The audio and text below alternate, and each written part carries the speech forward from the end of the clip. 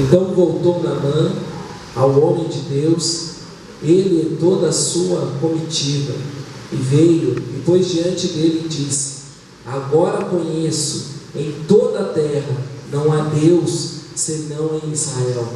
Agora peço-te que aceites um presente do teu servo. A igreja pode se assentar. Eu vou ficar com a oração do pastor Luiz Cláudio, a oração inicial. Eu quero falar um pouquinho sobre a cura de Naamã. Naamã era um soldado, um dos mais importantes generais em Damasco, capital da Síria. E a palavra diz que abaixo do rei, a palavra de Naamã é o que predominava. E Naamã, ele não tinha frescura com ninguém, não tinha ninguém, conversinha com ninguém. O que ele falava estava dito. E a Bíblia diz que Naamã, com toda a sua arrogância, com todo o seu alto escalão no poder do governo, do reinado da Síria, é acometido de uma doença que para aquela época era gravíssima.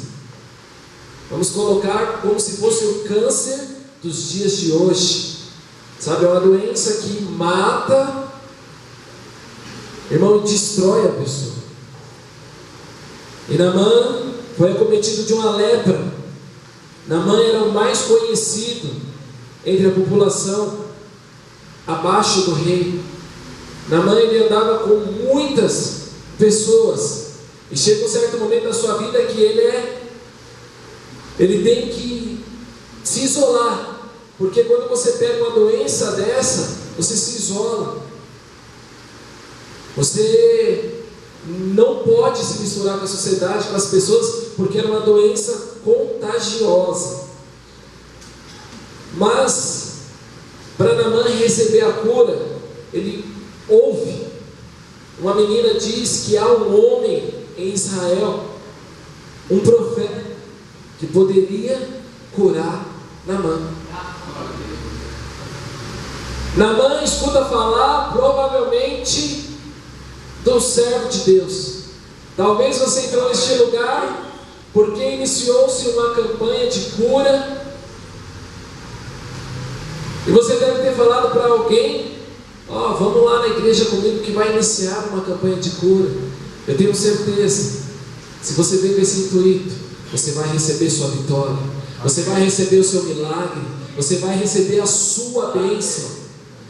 Porque quando ele ouviu falar assim, ele deve ter pensado: não, acho que é impossível ser curado, uma doença que para mim já não tem mais jeito. E de repente ele monta uma comitiva e vai. E a Bíblia diz que ele chega na presença do servo de Deus. Em vez do servo de Deus atender ele manda o jovem lá, né, e fala assim: pergunta para ele o que esse homem quer comigo. O profeta era ousado. Provavelmente Deus já tinha alertado ele, né, porque o Espírito Santo de Deus já deveria ter avisado ele. E quando o jovem chega e ele fala assim: eu queria falar com o seu Senhor, ele mandou perguntar o que o Senhor quer. E ele, todo arrogante, todo nariz em pé, né, em cima do cavalo, em cima do salto, olha para a sua comitiva, para os seus soldados e fala assim: rapaz, o cara não sai nem de lá de dentro para me atender, que negócio é esse? Eu não quero falar com mais ninguém. E aí provavelmente algum daqueles soldados falou: não, fala lá para o profeta que ele está doente e precisa de uma cura. E o jovem entra lá na tenda novamente, olha para o profeta, fala assim: o rapaz, ele precisa de uma cura. O profeta olha para o jovem e fala assim: fala para ele ir lá no Jordão e dar 7 mergulhos. No 7º mergulho ele vai sair limpo. A ordem foi dada. Deus, ele estabeleceu uma ordem para Naamã. E Ele estabelece uma ordem para mim e para você. Para mim receber a cura, eu tenho que obedecer. Se eu não obedecer, eu não consigo receber a cura. E se só fosse obedecer, estava bom, porque ele foi até o Jordão. Só que ele tinha que dar 7 mergulhos. E nós vamos ver os 7 mergulhos de Naamã para ele receber a cura. O primeiro mergulho é o mergulho da renúncia. Ele tinha que renunciar a tudo. Ele tinha que renunciar ao seu eu, o seu ego, a sua posição. Ele tinha uma posição, ele tinha que renunciar a isso. Para ele receber a cura, ele tinha que renunciar. E quantas vezes eu e você não abrimos mão, não queremos renunciar ao nosso eu, sabe, não queremos renunciar à nossa família, porque muitas vezes as pessoas vão apontar o dedo para você, vai falar para você: o que você está fazendo naquele lugar? Aquilo ali não é para você, a igreja de crente não é para você, vai viver a sua vida, ou o seu resto de vida. Talvez minha mãe deve ter pensado dessa maneira: o que eu vou fazer lá no Jordão? Eu vou viver até meu último dia, já estou condenado a morrer, porque essa doença não tem cura. Mas ele tinha que renunciar. E aí as pessoas que estavam do lado dele: vai, dá o primeiro mergulho, experimenta. Só que o ego dele era forte. Irmão, se você tiver a oportunidade de falar para essa pessoa, renunciar ao seu eu, descer do salto, Deus, Ele vai manifestar a cura na sua vida, na vida dela, não importa quem seja. E aí ele dá o primeiro mergulho. Naamã, ele entra na água. Quando ele sai de lá, e aí vem o segundo mergulho. Aí, irmão, é o mergulho da fé. Porque não adianta eu renunciar tudo, sabe, passar por cima de todo mundo e não acreditar que vai acontecer. Sabe, não adianta o médico falar para você que você vai morrer e eu falar para ele que não. Eu preciso ter fé. Fé é algo impossível. É a certeza das coisas que não se vê, mas você acredita. Você não vê a cura, mas eu acredito. Eu não posso ver a doença que você tem, ou um parente seu, ou alguém da sua família. Não importa para mim, mas eu creio que Deus pode curar. Eu creio que Ele pode restaurar. E aí os jovens lá, os soldados dele, falam assim: vai lá, mano, dá o segundo. Irmão, é 12 campanhas, é 12 dias, não é, pastor? Você não está aqui por acaso. Já é o 10º, não é o 10º. Irmão, você não está aqui por acaso. Se você fez os 10 até aqui, o Senhor, Ele vai te dar vitória. Naamã precisou de 7, talvez você precise de 12, talvez Deus já te deu a cura no primeiro, ou talvez lá no segundo, não importa, mas Ele vai te curar. Sabe, mas primeiro Ele quer curar o seu eu, e agora Ele quer curar a sua fé, que uma vez estava morta. Talvez você não acreditava mais, e aí Ele mergulha, dá o mergulho da fé. Mergulhou, levantou. Terceiro mergulho, ele precisa mergulhar. E agora, aquelas pessoas olham para ele e falam assim: ó, agora você vai começar a agradecer, porque você já renunciou. Tem fé, pode agradecer, porque Deus, Ele vai te dar vitória. Você consegue agradecer Deus antes da vitória? Sim ou não? Sim ou não? Sim. Graças a Deus. Porque, irmão, fé é a certeza do que não se vê. Você não está vendo, mas pode agradecer, porque Deus, Ele vai te dar. Ele vai.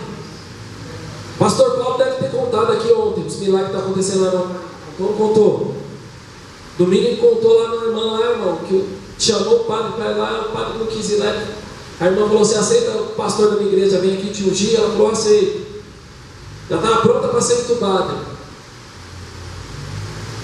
E ela falou, e o pastor perguntou para ela: irmã, você crê? Ela falou: creio, e já agradeço a Deus pela minha cura. Olha, irmã, antes de ser ungida, ela já falou: eu já agradeço a Deus pela minha cura. Estava toda infeccionada por dentro, bactéria espalhando para todo lado. E ele ministra a cura, irmão. No outro dia, ia ser entubada nesse dia. No outro dia ela recebeu alta. No outro dia, os médicos não conseguem nem explicar. Por isso que vale a pena. Muitas vezes, pastor, nós entramos na casa do Senhor, não é nem de agradecer, não. Primeira coisa que a gente fala, o pastor pergunta: é, Pai, Senhor, irmão, está tudo bem? Não, pastor, só Deus na minha vida. Eu não aguento mais essa situação, né? Mano, tem na minha igreja, isso aí é de monte. E aí você fala assim: você deve estar falando isso aí porque você não sabe a situação que eu estou passando. Você deve estar falando isso porque você não conhece a minha vida, a minha família. Eu vou falar para você que você deve estar pensando isso porque você não conhece o Deus que eu sirvo. Este Deus, Ele pode te dar a cura, Ele pode restaurar a tua vida. E aí, irmão, agradeceu, beleza, mergulhou. Terceiro mergulho, levantou. Agora, irmão, vai ter que obedecer. Sinto muito. Os caras olham para ele e falam: meu. Ele olhou assim e falou: mas está aqui ainda, está tudo aqui, a doença está aqui ainda. Já é o terceiro, eu não consigo, não me limpa. Não me limpa. Naamã, vai lá, dá mais um mergulho, só mais um. Seja obediente. Irmão, insista, obedeça. A Bíblia fala assim que vale a pena obedecer, porque é melhor obedecer do que sacrificar.